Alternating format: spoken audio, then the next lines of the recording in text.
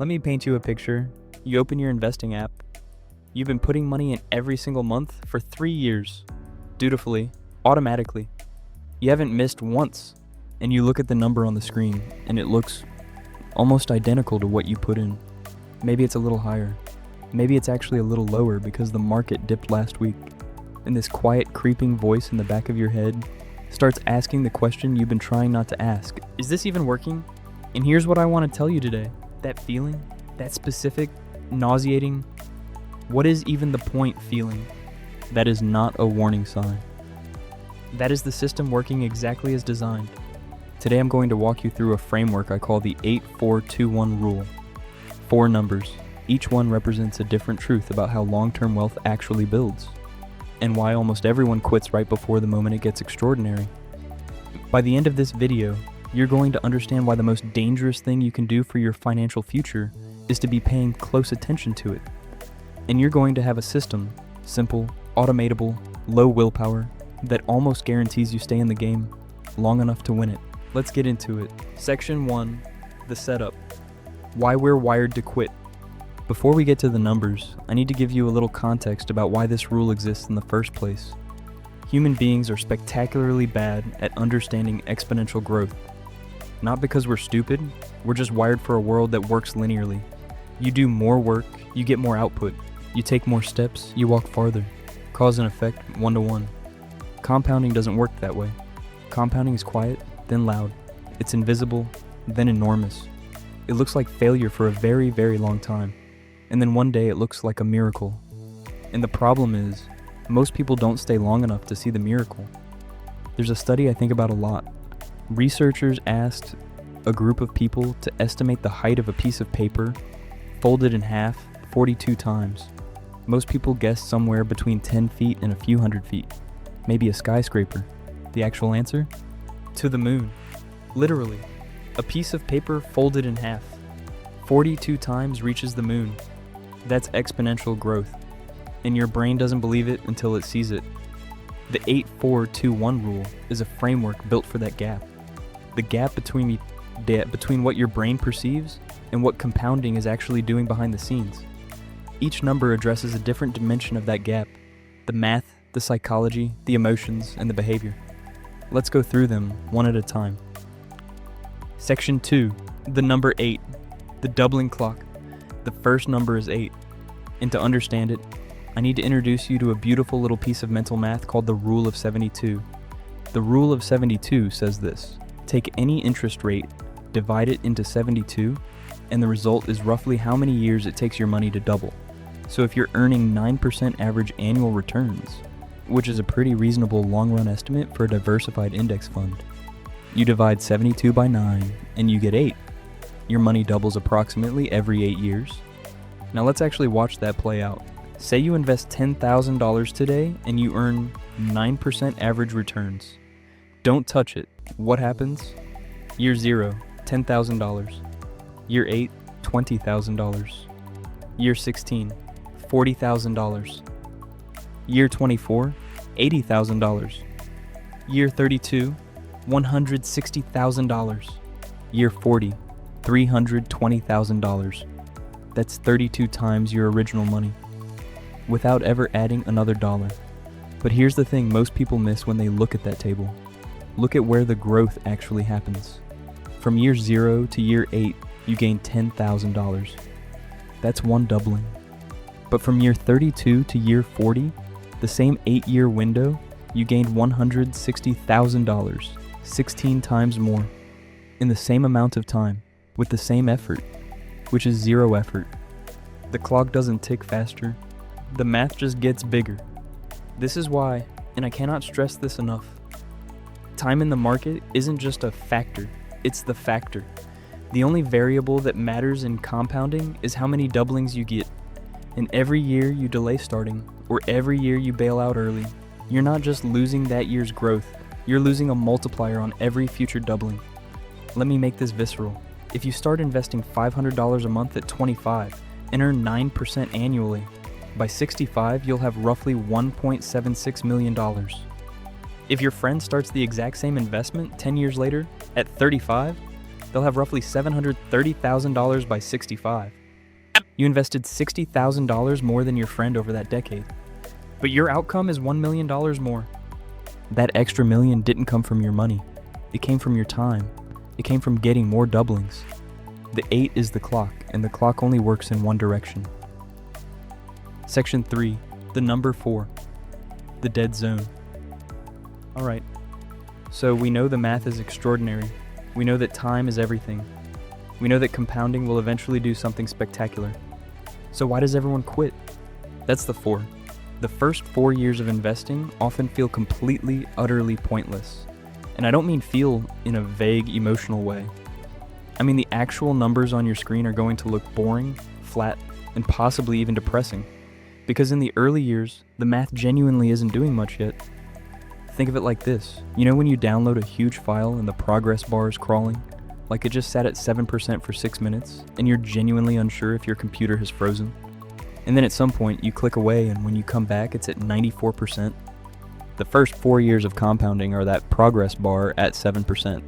Nothing appears to be happening, but the system is working, the foundation is being laid, the base that your future doublings are going to multiply on is being built. But here's the tragedy. Most people don't click away. Most people stare at that 7% for 2 years and then close the tab.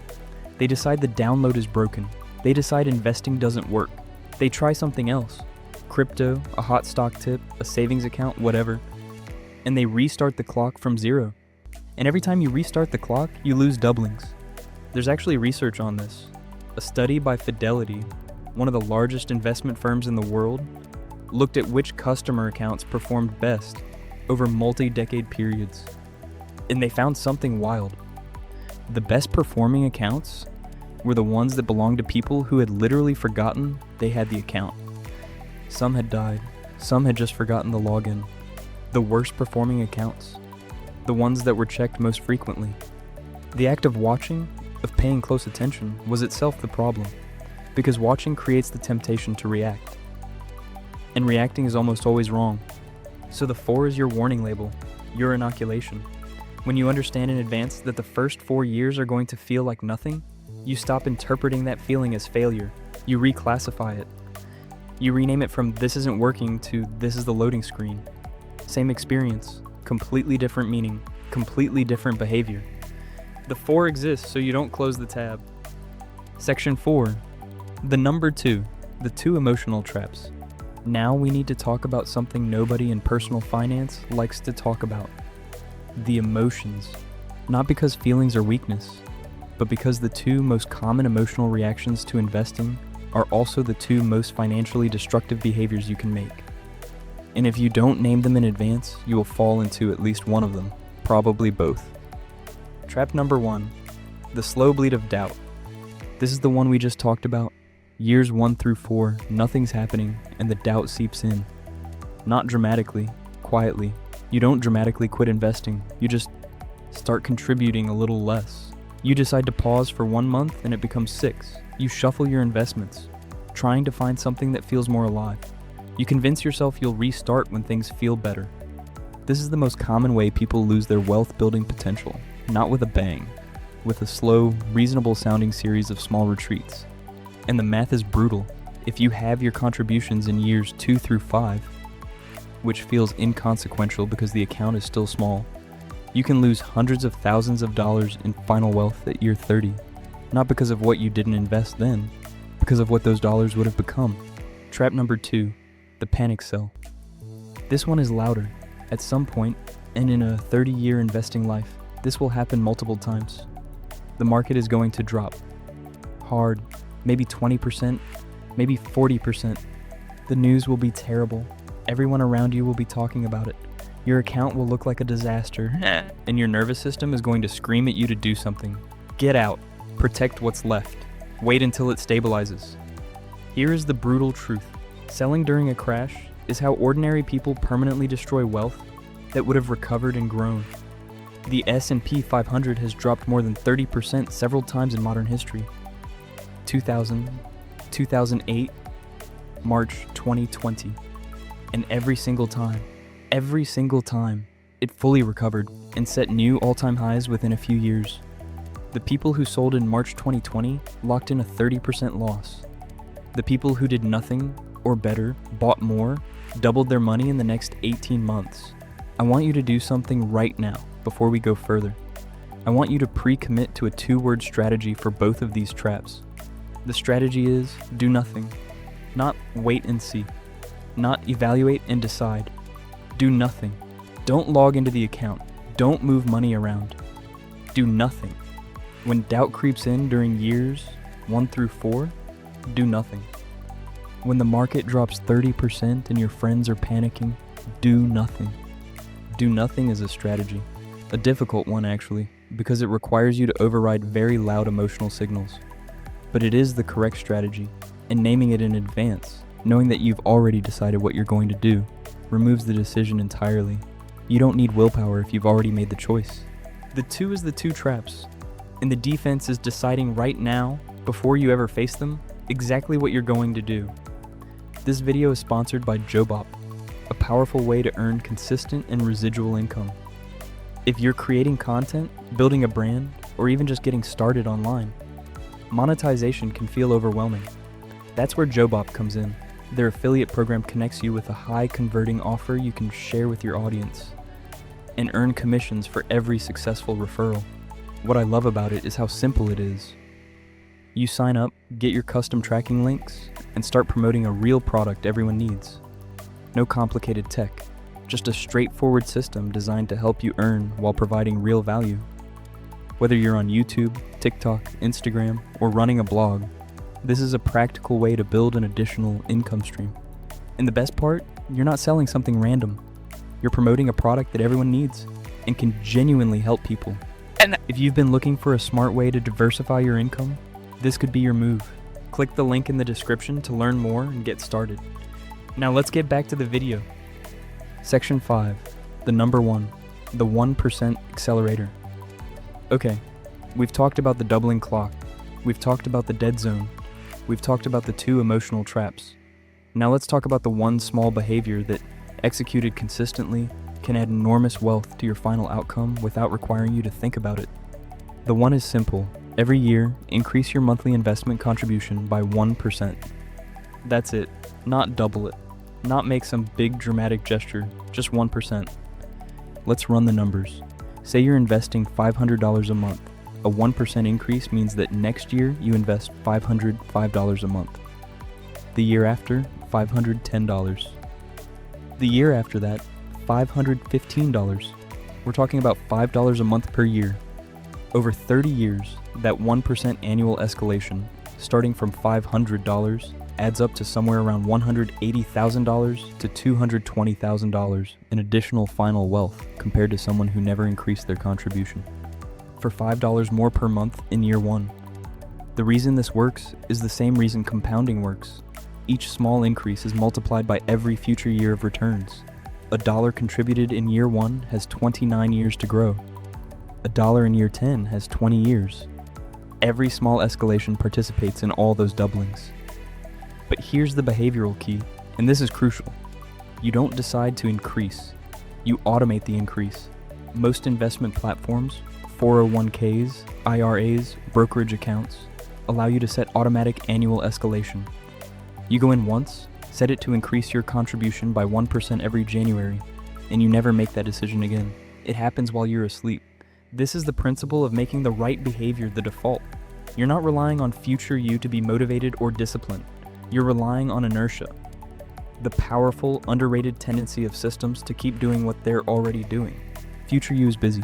Future you is tired. Future you is going to have 100 reasons not to go log in and bump up their contributions. Present you right now can make that irrelevant by setting up the automation today. 1%. One time. Once a year without thinking. That's the accelerator. Section 6. The hockey stick. Putting it all together. Let me show you now how all 4 numbers fit together into one picture. This is what a 40-year investment journey looks like. And I want you to really look at this chart because most people have seen charts like this and still don't feel them in their gut. Look at years 0 through 10, almost flat, barely any curve. If you're in year 3 of your investment journey and you pull up this chart, you're living in this little flat section at the bottom left and it looks like nothing. Look at years 10 through 20. Okay, there's some curve there. It's starting to look like something, but it's still not dramatic. Now look at years 30 through 40. That is where the wealth is. The last decade of a 40-year journey generates more wealth than the first 30 years combined. Not slightly more, dramatically more. This is the hockey stick effect, and it is only visible to people who stayed. Let me introduce you to two people, Marcus and Claire. They're the same age, same income, same starting point. Both start investing $400 a month at age 28. Marcus is disciplined for the first 3 years, but in year 4, doubt creeps in. His account has grown, but not impressively. He slows his contributions, stops for a stretch. Then a market correction spooks him, and he moves to cash temporarily. He stays there for 14 months before getting back in. Claire does none of that. She sets up her contributions, sets up the 1% annual increase, and ignores her account. She doesn't listen to the outside noise. She doesn't check her balance during market dips. She doesn't feel smart or clever about any of this. She just doesn't touch it. By age 61, 33 years later, Claire has roughly $810,000. Marcus has about $230,000. Same income, same starting amount, same time horizon, a difference of $580,000. That gap is not explained by Marcus making terrible decisions. He made normal, human, emotionally understandable decisions. The ones the 8-4-2-1 rule exists to prevent you from making. The gap between Marcus and Claire isn't intelligence. It isn't luck. It isn't access to special investments. It's the hockey stick. Claire is on the curve. Marcus keeps stepping off it. Section 7. The system. How to actually do this. Let me give you a concrete, actionable system before we wrap up. 4 things, that's all. Step 1. Start the clock. If you aren't already investing automatically every month, do it today, not this week. Today, open a brokerage account, a Roth IRA, or max your 401k contribution. The exact amount matters less than the habit existing. Even $100 a month. Start the clock. Step 2. Set an 8-year floor. A floor is a commitment. I will not evaluate whether my strategy is working until I've been doing it for 8 years. 1 full doubling cycle. Write it down. Tell someone. Make it a rule. You are not allowed to conclude failure until year 8. Doubt isn't evidence. 1 bad year isn't evidence. The metric is the decade, not the month. Step 3. Name the traps before you're in them. Right now, say out loud, when doubt creeps in during the first 4 years, I will do nothing. When the market crashes, I will do nothing. You can even write it down somewhere. Pre-committing to a behavior is one of the most powerful tools in behavioral economics. The decision is made. There's nothing to deliberate. Step 4. Set the 1% escalation and forget it. Log in to wherever you invest and find the automatic escalation feature. Set it to increase your contributions by 1% every year. If your platform doesn't have it, put an annual calendar reminder for January 1st to do it manually. That's 4 minutes of work, once a year, for outsized compounding impact. The 8-4-2-1 rule. 8. Your money doubles approximately every 8 years. Time is the multiplier. Start now. Stay long. 4. The first 4 years are the loading screen. Flat isn't failure, it's foundation. 2. 2 emotional traps will try to take you off the curve. Pre-commit to doing nothing when they show up. 1. Increase your contribution by just 1% each year, automatically, and watch small amounts become something extraordinary. The wealth is at the end of the curve. The whole game is staying on it. If this framework made something click for you, if it reframed what boring means in the context of investing, I'd genuinely love to hear that in the comments. Tell me where you are on the curve. Year 1, year 10, year 25. I read more of those than you'd think. If you have a friend who's been thinking about starting to invest but hasn't pulled the trigger yet, send them this video. Not because of the algorithm, but because the best time to understand the loading screen is before you're staring at it. If this video helped you think differently, subscribe, like, and share. Click the video in the upper left-hand corner for more content.